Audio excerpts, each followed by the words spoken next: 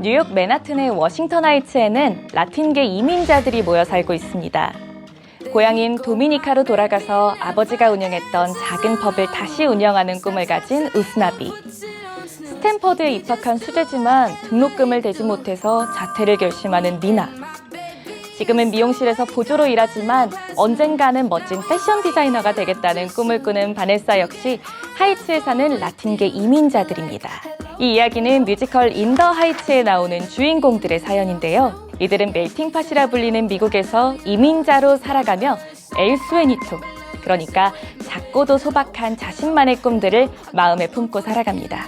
그런데 만약에 우스나비, 니나, 베네사가 뉴욕이 아닌 서울에 이민을 왔다면 이들의 삶이 뉴욕에서의 삶과 어떤 차이가 있었을까요?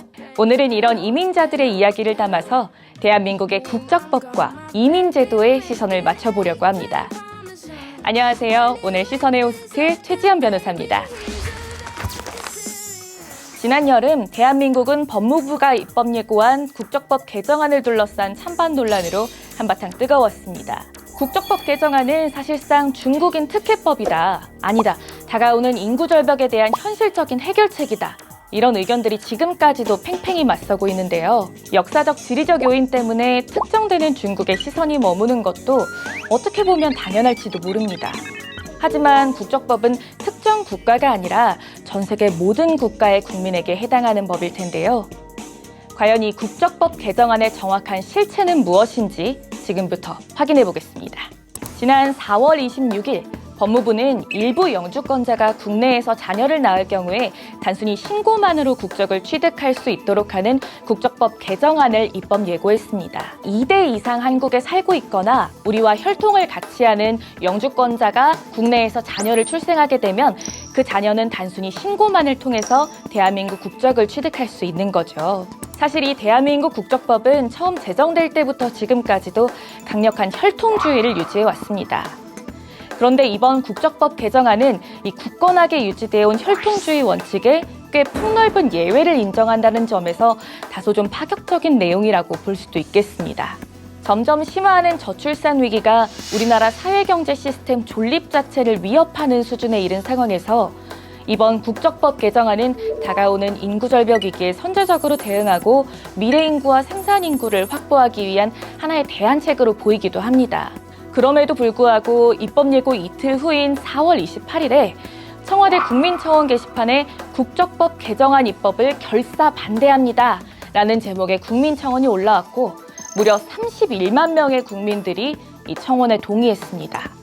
최근 발생한 외교적 상황으로 반중 정서가 확산하는 가운데 현재 이 개정안의 대상자가 될 가능성이 있는 미성년자 약 4천 명 중에 94%가 중국 국적이라는 점은 이번 개정안이 사실상 중국인 특혜법이 아니냐 이런 논란을 확산시킨 거죠. 게다가 이번 개정안을 시작으로 혈통주의 원칙이 무너지고 결국 다른 이민 관련 제도들의 기준들까지 완화되는 건 아닌지, 출생지주의로 국적정책의 기조가 바뀌고 이민자들이 물밀듯이 들어오는 것은 아닌지 이런 우려들도 존재합니다. 사실 많은 유럽 국가들에서 출생지주의에 기반한 이민 정책을 운영하고 있고 이 유럽 국가들에서 발생하고 있는 반이민 정서와 다양한 문화들 사이의 갈등은 우리 국민의 이런 우려를 증폭시키는 원인 중 하나로 보입니다. 심지어 똘레랑스, 즉 관용의 나라인 프랑스 역시도 반무슬림 정서와 이로 인한 사회 갈등은 피해갈 수가 없었고 지금까지도 이민자들의 사회 통합을 위한 정책적인 노력은 계속되고 있습니다. 그렇다고 대한민국 이민 정책이 이런 우려의 몫을 고스란히 국민에게 안기는 것은 아닙니다. 사실 2018년도에 출입국 관리법령이 개정이 되면서 현재 외국인이 대한민국 영주권을 취득하기 위해서는 소득 요건, 자산 요건을 충족해야 되고 또 사회통합 프로그램을 이수하는 것은 물론 관련 평가에서도 일정 점수 이상을 따야 됩니다. 그뿐만이 아니라 영주권을 딴 이후에도 이 영주권을 정기적으로 갱신하여야 하는 등 오히려 제도적으로 보면 외국인들의 국내 장기 체류가 이전보다도 훨씬 더 어려워진 것이 사실입니다. 그리고 중국 국적법에서는 중국 국민의 이중 국적 보유를 절대 금지하고 있는데요. 결국 이게 무엇을 뜻하냐면 중국 국적 미성년자들이 이번 국적법 개정안으로 한국 국적을 취득하게 된다면 원래 중국 국적을 버리고 아예 한국에서 평생 살 각오를 해야 된다는 겁니다. 결국 우려의 목소리와는 달리 실제로는 이번 개정안을 중국인 특혜법이라고 보기에는 좀 어려운 측면들이 있습니다. 많은 국민들이 이번 개정안에 관해서 우려하는 지점은 그 대상이 극히 제한돼 있긴 하지만 단순한 신고만으로도 외국인들이 대한민국 국적을 취득할 수 있는 길이 열렸다는 겁니다. 그런데 우리 국적법 제7조에서는 품행단정, 국민으로서의 기본 소양 등에 대한 심사를 통해서 대한민국 국적을 부여하는 특별 귀화 제도를 규정하고 있는데요.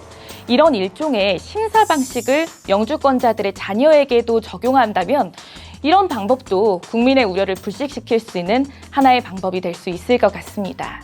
청와대는 6월 28일 국적법 개정안에 반대하는 국민청원에 대해서 입법 예고 종료와는 관계없이 계속해서 추가적으로 국민의 의견을 듣겠다는 입장을 밝혔습니다. 그 이후로 정부는 전문가들을 대상으로 한 의견 청취 절차를 진행하고 일반 국민을 대상으로 한 다양한 의견 수렴 절차를 현재까지도 진행하고 있습니다.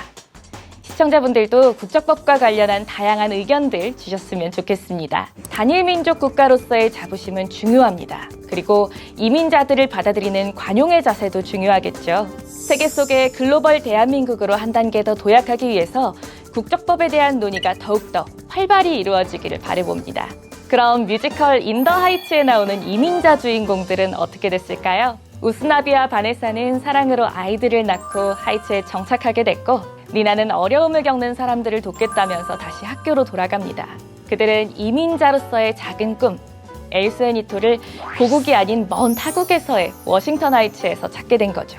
과연 우리 사회도 이민자들이 한국인으로서의 자긍심을 갖고 각자의 마음속에 작고 소박한 꿈들을 품고 살아가게 할 수 있을까요?